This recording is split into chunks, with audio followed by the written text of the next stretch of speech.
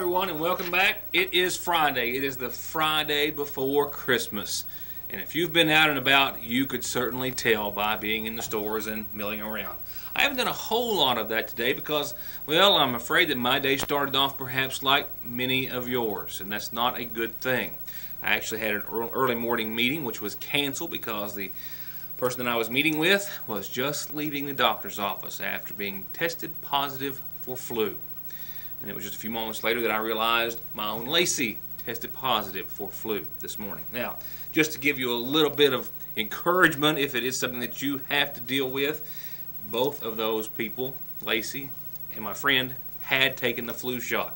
And as of course we've already discussed the revelation that the CDC made in an announcement a few days ago that this year's flu strain kind of missed the mark. They try to make an estimate as to which strains will be the most predominant, and their calculations were off just a bit. So we knew that going into the flu season that the flu shot wasn't going to be the best defense, as it always is.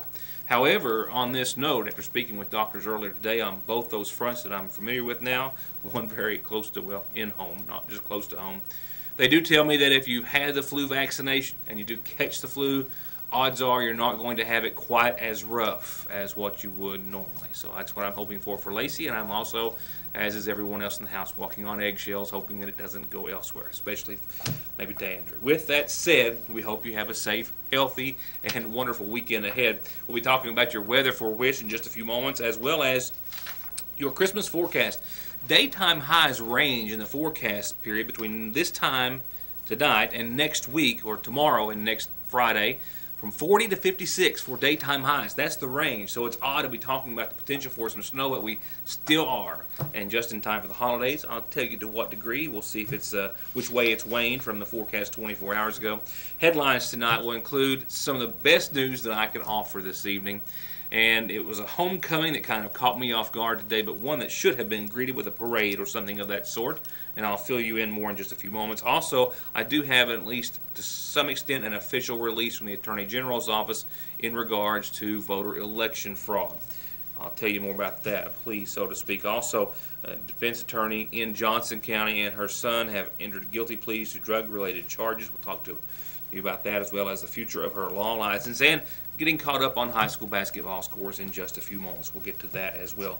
We'll begin with that story from Johnson County, where a defense attorney who had practiced for more than 30 years in Johnson County and her son have both pleaded guilty to prescription drug charges. This after they were both indicted in a Johnson County roundup that I brought to you and covered in depth the day of it happening on behalf of the Johnson County Sheriff's Department. Those in question include 63-year-old Mary Lou Chandler and her son, 35-year-old Matthew. The Johnson County Sheriff's Department conducted one of its monthly drug roundups on September the 18th of this year. Involved were two individuals, Mary Lou Chandler and her son Matthew Chandler, both indicted by a grand jury for selling oxycodone to a confidential informant from their home in Johnson County. Now we understand that this morning, 63-year-old Mary Lou Chandler of Paintsville pleaded guilty in Johnson Circuit Court to one count of trafficking in a controlled substance, a Class D felony. As a result, the Commonwealth is recommending that Mary Lou Chandler receive a 2-year prison sentence to be probated for a period of 5 years. As part of the recommended sentence, she, who practiced as an attorney in Johnson County for more than 30 years, is also agreeing to give up her Kentucky Bar Association membership and no longer practice law in the Commonwealth of Kentucky. Additionally, her son, 35-year-old Matthew Chandler, also of Paintsville, pleaded guilty today to one count of trafficking in a controlled substance of 10 dosage units or more, and 2 counts of trafficking in a controlled substance less than 10 dosage units. The Commonwealth is recommending that Matthew Chandler receive a 7-year prison sentence for his involvement in the case. Both are set to be formally sentenced on January the 16th in Johnson Circuit Court. After Johnson County Sheriff Dwayne Price and his department handled the investigation and arrest, Attorney General Conway's Office of Special Prosecutions handled the prosecution of the case at the request of Johnson County Commonwealth's Attorney Anna Melvin. I've got more headlines and a lot of ground to cover this evening. We'll have more about those stories right after these messages. Well, I've been trying to cover at best what I can cover and what is factual and public knowledge to this degree, information that we have in regards to any election investigation that's ongoing in Magoffin County. Now, of course, it came to light that the Attorney General's office took possession of all paper absentee ballots as they pertain to the November 4th election, just a few days after the election in and of itself. And, of course, that was also mentioned in a civil lawsuit that was filed on behalf of Magoffin County Judge Executive candidate John Montgomery. And, of course, nothing else official in regards to an actual investigation ongoing, or indeed if there was one. However, I've made mention of it only on a couple of occasions, spoke with several individuals throughout the community and county, and none of them willing to talk on record or on camera, but giving us information as it pertained to interviews that have been done, and a great number of which it appears on behalf of the AG's office and the FBI, asking questions about irregularities and improprieties as they pertain to the election. Well, so I did speak with an individual from the Attorney General's office, their PR person, Daniel Kemp, who asked us to forward the following to our viewers tonight, which is basically a public service announcement. A public service announcement that just says they would request that anyone who has any information about any improprieties or irregularities forward that information or contact their office. The statement reads as follows. Kentuckians who may have information regarding any election irregularities or possible election law violations occurring before, during, or after the November 4th general election may contact the Office of the Attorney General's Election Fraud Hotline. That number is 800-328-VOTE. VOTE in numerical form is 8683. That's 800-328-VOTE or 800-328-8683. 8683. And when I asked Mr. Kemp if he could confirm an ongoing investigation on behalf of the AG's office, the FBI, or anything of that nature, his statement was, and I quote, "I would say that it is policy of our office to neither confirm nor deny the existence of an investigation or lack thereof." And that's all we have on the subject at this time. It's not all we have news-wise, a whole lot more ground to cover, but right now let's see what's happening on tonight's Magoffin Farm Bureau Community Calendar. And you know how I so love birthdays. It's the best day of the year. And this is a special one for this special fella. He's 5 years old. Happy birthday today to Zachary, with a whole lot of love from your mom and dad, Zachary, and a whole lot of family and friends, too. It's Zachary's birthday. Happy 5th birthday.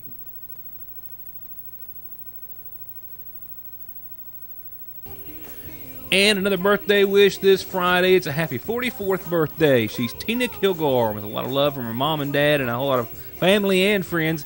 Happy 44th to her. Happy birthday, Tina.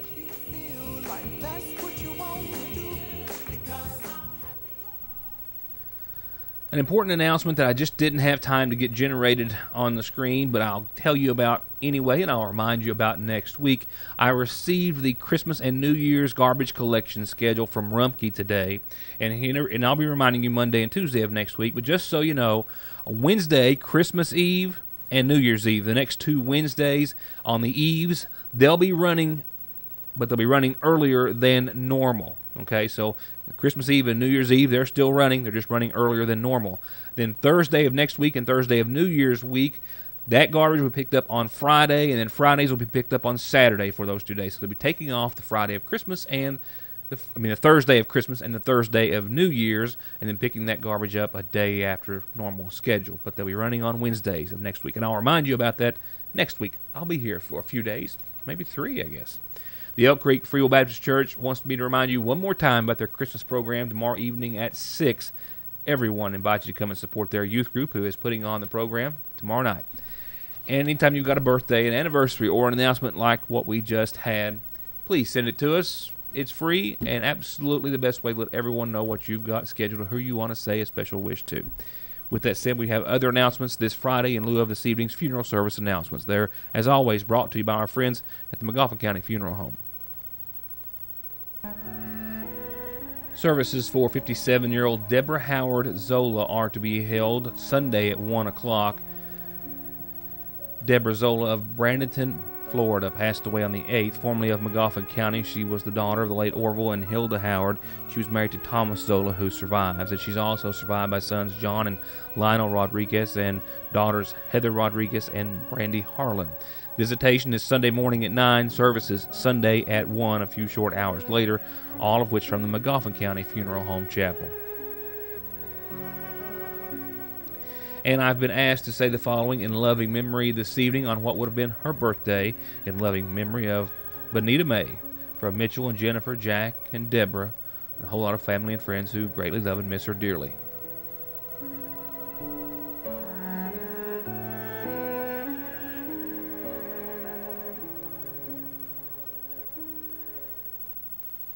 Well, I got some news today, some news that I'm just so excited to share with you. A whole lot of you probably already know, certainly friends and family, but a whole lot of other folks who also may be interested that either have known her growing up or maybe have come to know her very well or know her efforts as they pertain to raising awareness to cystic fibrosis. She's been with us here on the program on several different occasions.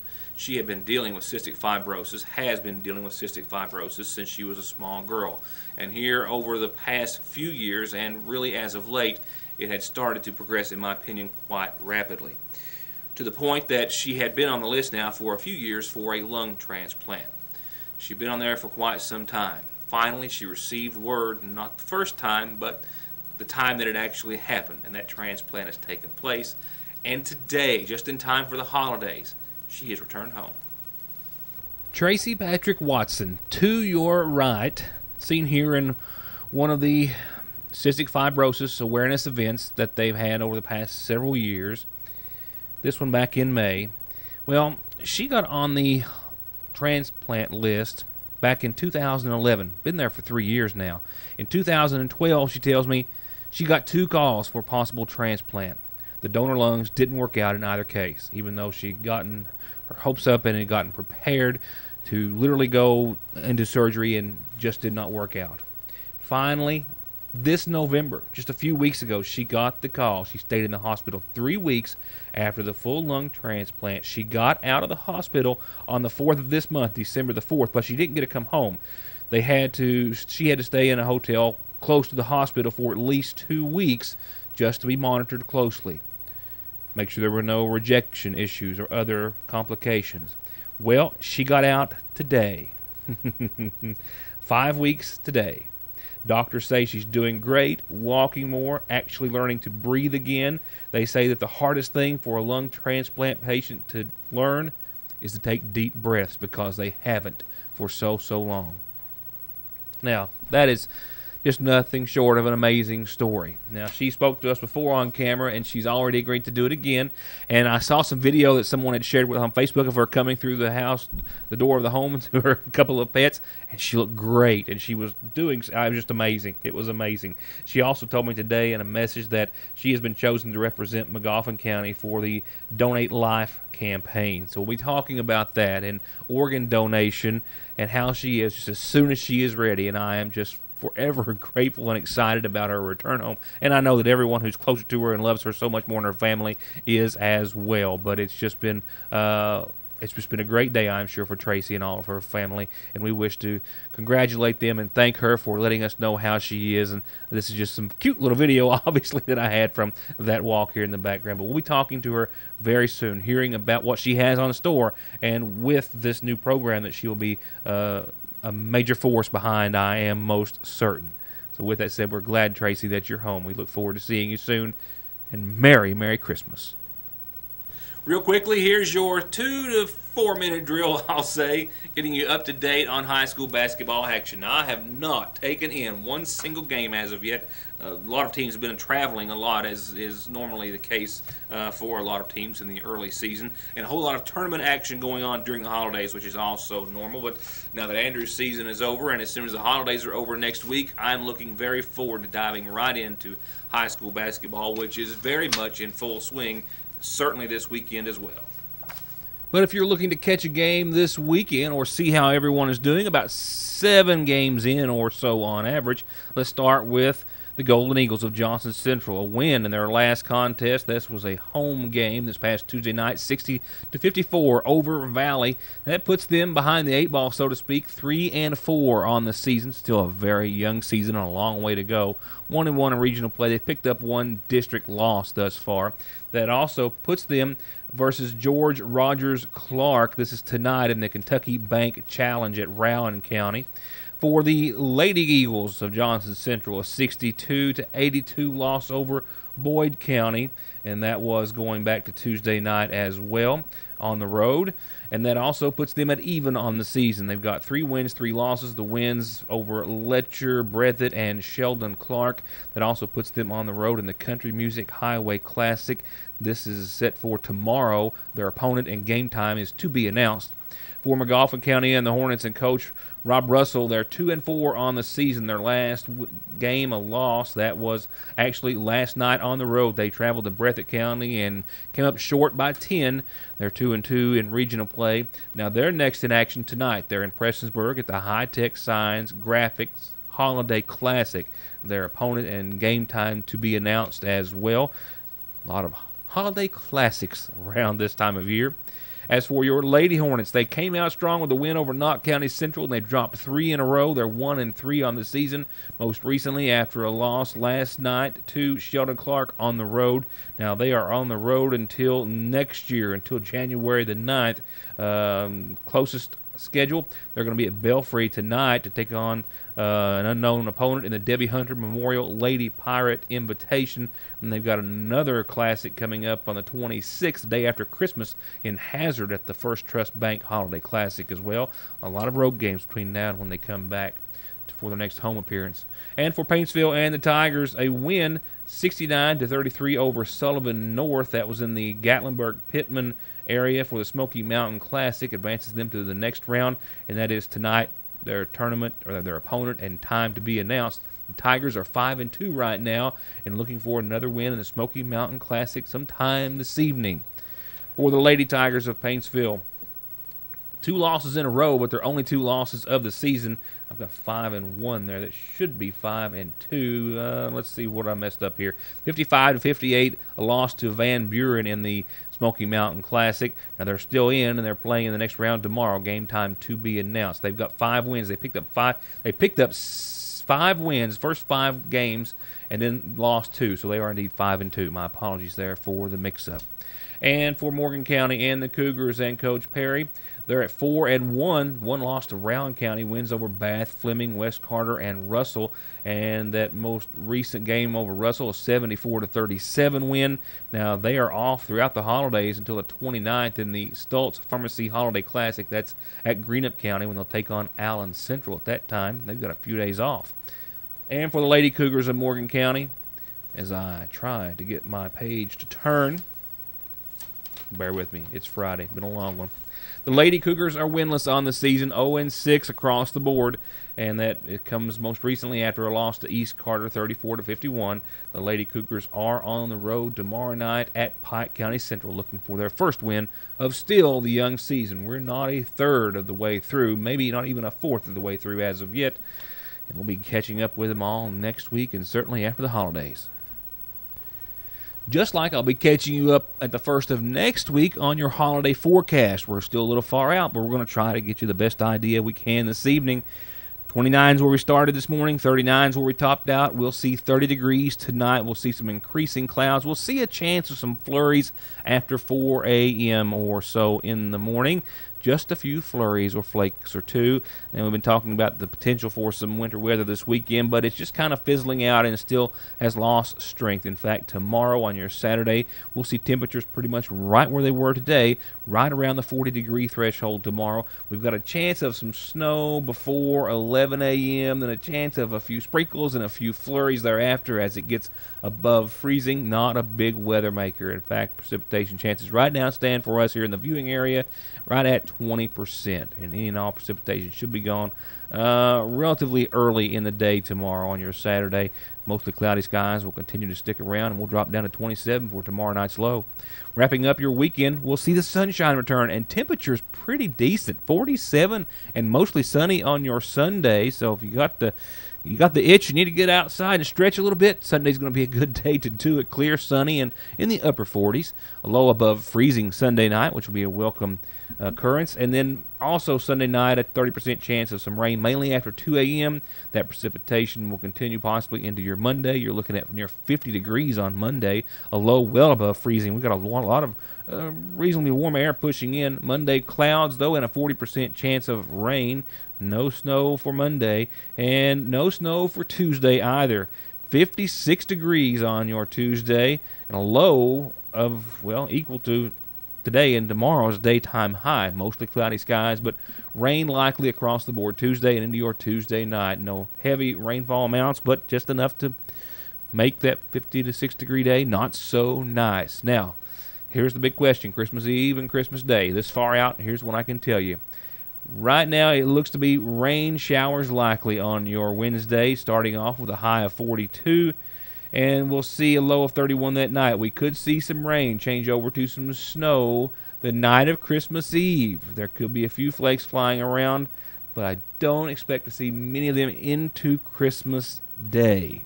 So it looks to be some rain Christmas Eve on your Wednesday, maybe a little mixed that night, and then Christmas Day, partly sunny with right around 43 degrees. Not a bad Christmas Day, just not a white Christmas Day as of right now. Now, this is still one of those things that by the time it gets closer could go either way, and I know what a lot of folks are hoping for. That's one way or the other, I suppose. One way or the other, I hope you have a wonderful weekend as we all get ready for the holidays, maybe with a chance to remember those who are not going to be as fortunate this year round. And with that said, I'll see you back here next Monday for more of your news today. It'll be a shortened week, but one I, as always, look forward to. Thank you so much for watching, and have a good night.